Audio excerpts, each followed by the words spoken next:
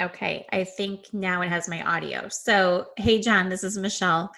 Um, we got the review back from the users and also our PhD expert at Situated Research, our parent company. So, I wanted to go ahead and put this video together for you this afternoon.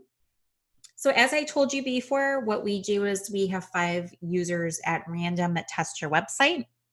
And then we take those findings and have one of our PhD usability experts at our parent company review your website as well.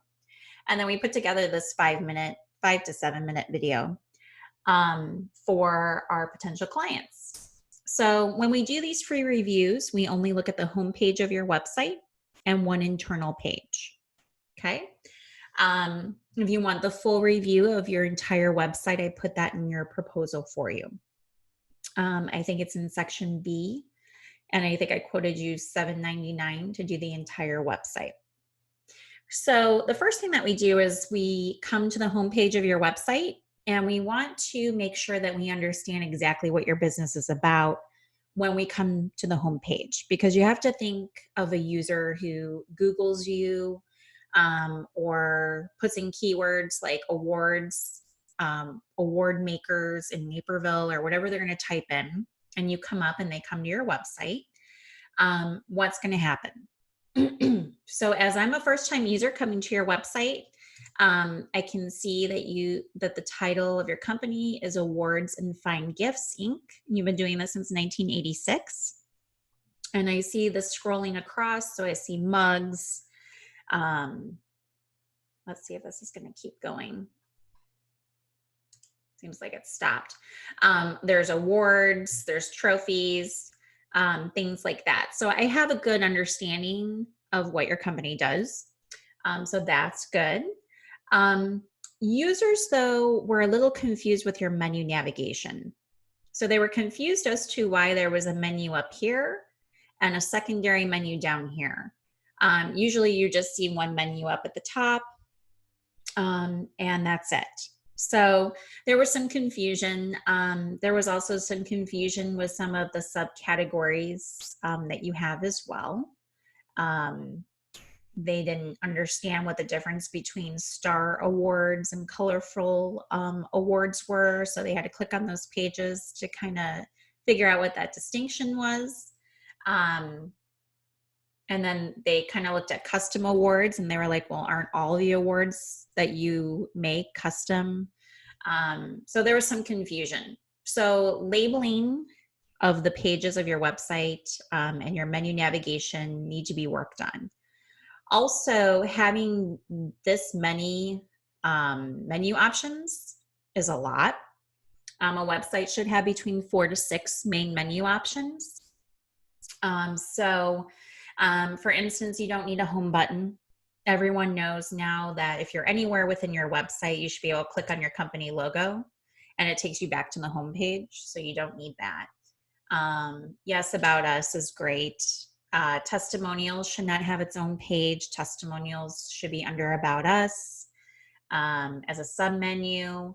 Then you should have products or services, and then you can list out all of these pages in a logical manner that makes sense to users. So we call that information architecture. So our team has information architects who actually go through with a fine-tooth comb all the content on your website, all the pages on your website, and then we come up with a sitemap. And you and I had talked about what a sitemap is today. That makes sense to your users so that they can find the information that they need to find more effectively and more easily. The other thing that they said is that they didn't understand where your Facebook page was. So a lot of the people in our database, they're used to seeing, especially nowadays, a Facebook page link, LinkedIn, YouTube. They even commented on the YouTube logo here that's not even the YouTube logo. So, it said YouTube, so they knew what it was. But if you go to YouTube, excuse me, this is their logo. So they were a little confused as to what this was. So just some confusion here and there. The other thing too is they said that this scrolling here, along with this scrolling here, is very confusing. They both take your eye away from the content on the homepage. So having them both scroll at the same time is just really confusing to them. They didn't know what to look at, which makes sense. Then as they moved down, they thought that this was great. None of the users clicked on the featured video, which I found to be interesting. I think the featured video, just because I viewed it before, should probably go on the About Us page. I would just take it off of the home page. And also having a quote by you, they said doesn't really do much. They said if you had testimonials scrolling through here, that would be more effective than a quote from you. They also thought as you scroll down, having all the product categories on the homepage was confusing as well, because they just were being brought to your company page and just wanted to learn a little bit more about your company and what you do. And they said that the images being all different sizes didn't make sense. Some are in squares like this, and then some are like 3D looking. They said making sure everything's consistent. Also making sure that the categories match the main categories that you have up here would be good as well. So it seemed like there was just a lot of reorganizing of content that kept coming up over and over and over again. They also said the footer, nothing was lined up. So they said if you're going to be centering questions or comments, then this should be centered, this line should be centered. Everything just seems a little off. So you definitely want to make sure that you fix that. Of course, adding your social media icons here and links and using the correct logos would be great. Also, they weren't too sure what the key was down here. So they did click on it and that brought them to the website builder. So they didn't understand why that was on the website. So this is your user login as a customer, but that should not be on your website. So you would just have this link to get into your member login. It shouldn't be on your website.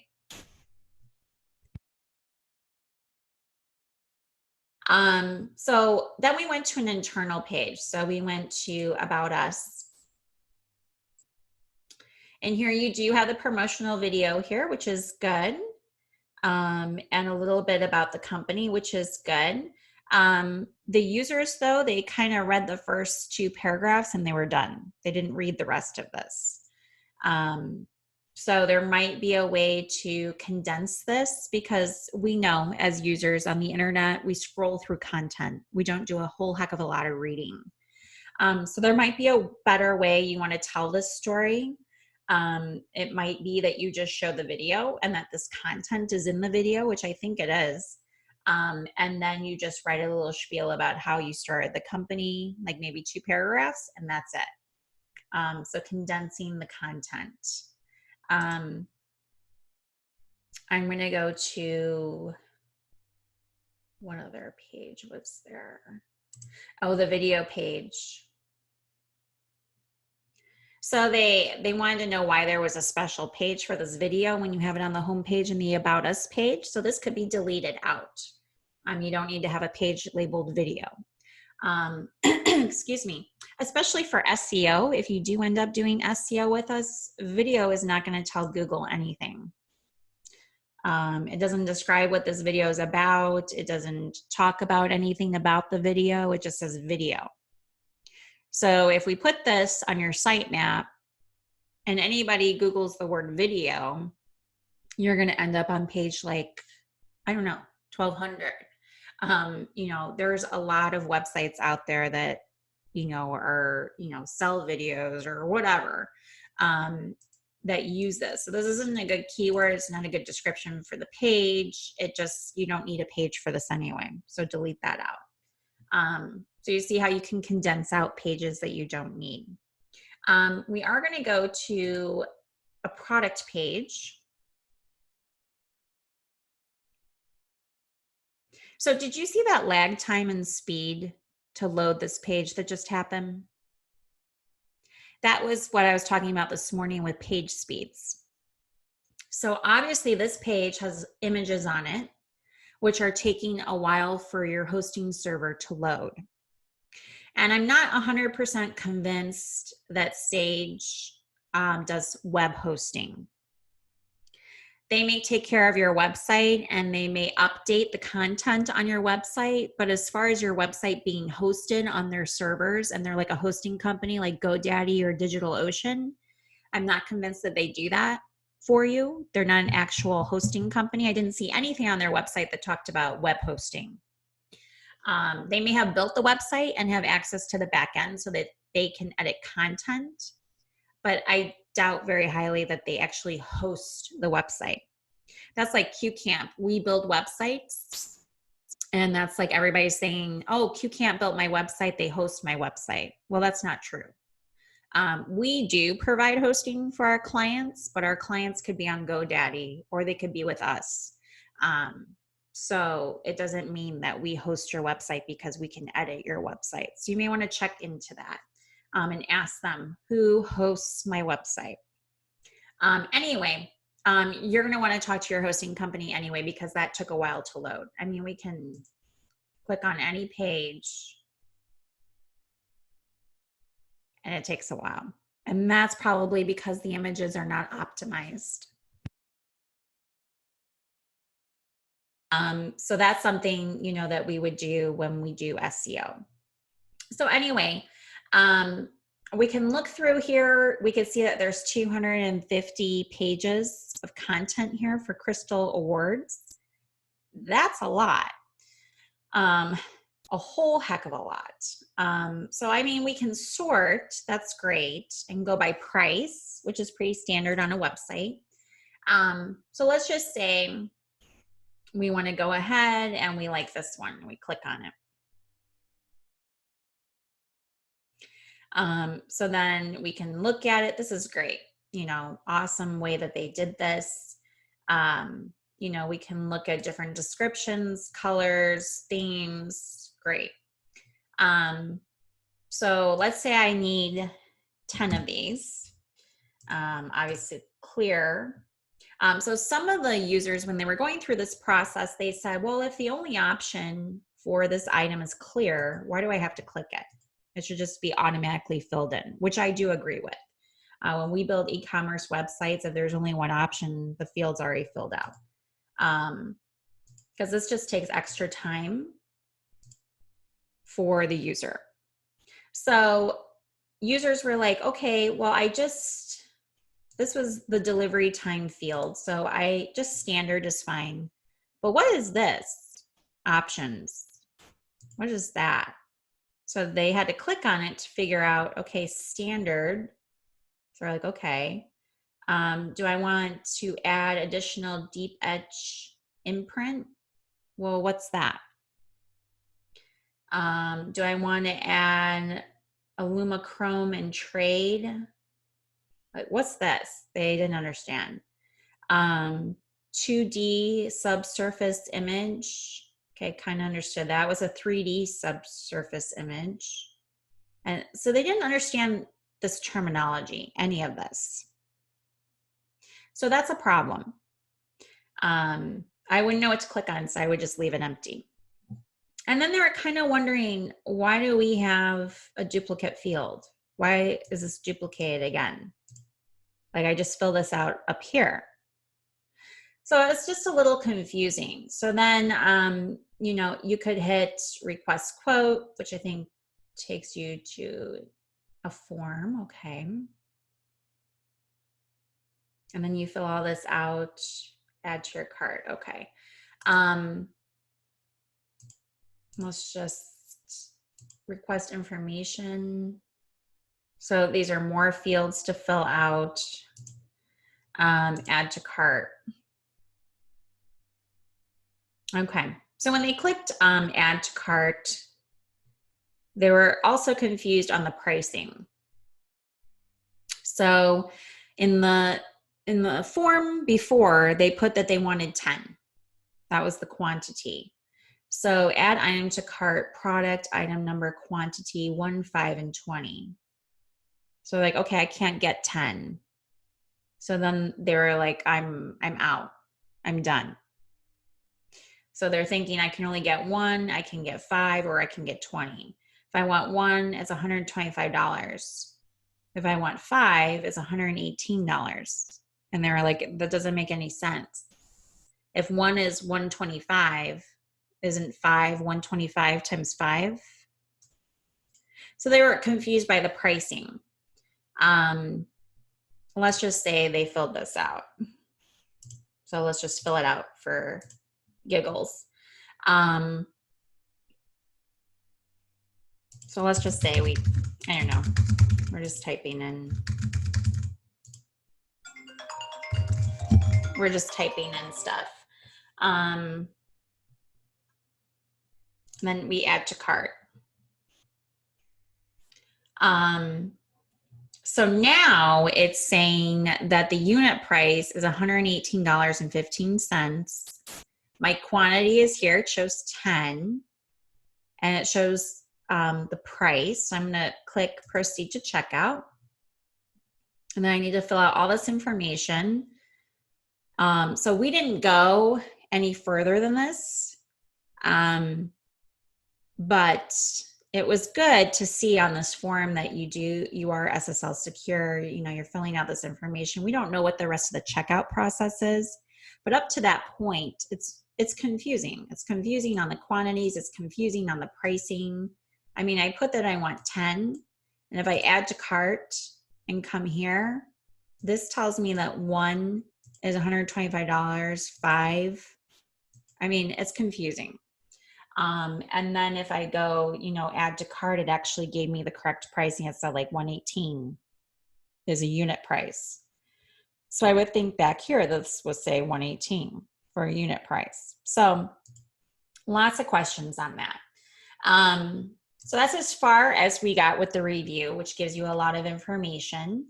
The other thing that we do is there's a free tool online called validator.w3.org. And so this is a free website that you can go to. Basically what you do is you open up your website and you copy the URL, and then you go to validator.w3.org and you put it in right here. So I'm going to do your home page and you hit check. What this does is it brings up all the programming errors within your website. So in the back end, the reason why this is so important is because 1, you should want your website to be perfect. 2, it should be perfect. You shouldn't have major programming errors within your website. 3, if your website has major programming errors, like these warnings, errors aren't so bad, but if you have warnings, that's pretty bad. Or fatal errors, that's really bad.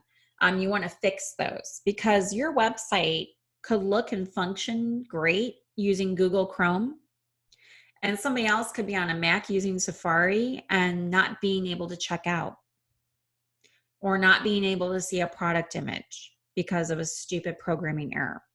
So this is a great tool. You can have your web developers at Sage do this for every page of your website. So just on your homepage, you have 13 errors, which isn't that bad. I've seen hundreds of errors before.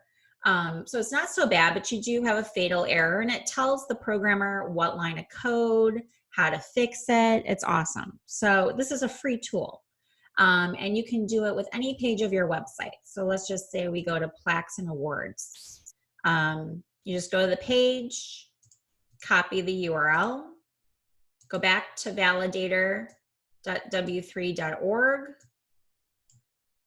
paste in the URL and hit enter. And it's going to check this page that has your plaques and awards and tell you how many programming errors there are. So this page is 13 as well.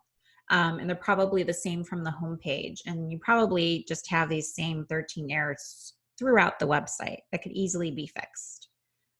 So again, have your web developers go through that. It's a free tool. Again, validator.w3.org. Go Go back to your home page because I need the URL for the next free tool.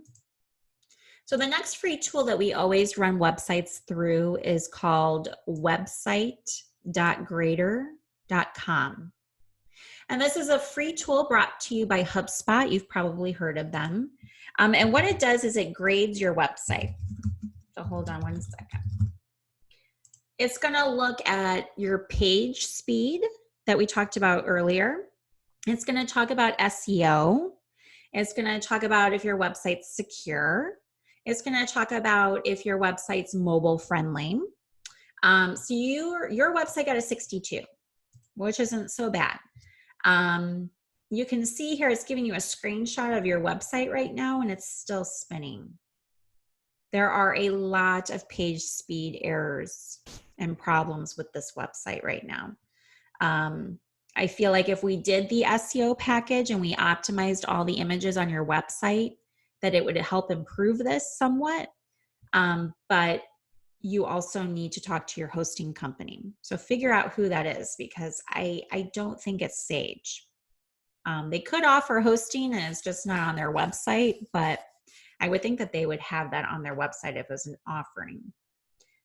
Anyway, so you got a 17 out of 30 on performance. So this kind of goes through and tells you the problems that you can fix. The website is mobile friendly, which is great. And again, the preview's still spinning, which is not a good thing. That's just that page speed problems that we're having. SEO is really bad. So we talked about this morning. HubSpot's giving you a 5 out of 30, which I'm going to be honest with you, I've never seen. Usually we've been doing these free website reviews since 2008. I've done probably over 1,800 by now. And I've never seen this before, a score of 5 out of 30. And I'm not saying that to scare you or freak you out. It's probably because it's an e-commerce site. And as we discovered this morning, no SEO has ever been done on the website. So it just needs to be done. So like page titles, they're missing, headings are missing. I told you this morning that the sitemap doesn't even exist and why you need that and what a sitemap is. So you're not even getting ranked on Google. Nothing's getting ranked. Your website's just your website. It's basically having a business card on the internet. So this basic stuff just needs to be done. And then of course the website's secure. You have an SSL certificate connected to your website through your hosting provider, whoever that may be. So that's good. That's good. So performance and SEO, big things. So again, that was brought to you through HubSpot and it's website.grader.com. And it's a free tool. You can go on there right now and run this report for yourself. So that kind of concludes the video. I know I went well over 10 minutes, but just because we've talked and I just wanted to point some things out to you. So I want to thank you again for allowing me to review your website and for our team to do that as well and our users. And please email me if you have any questions. Thanks, John.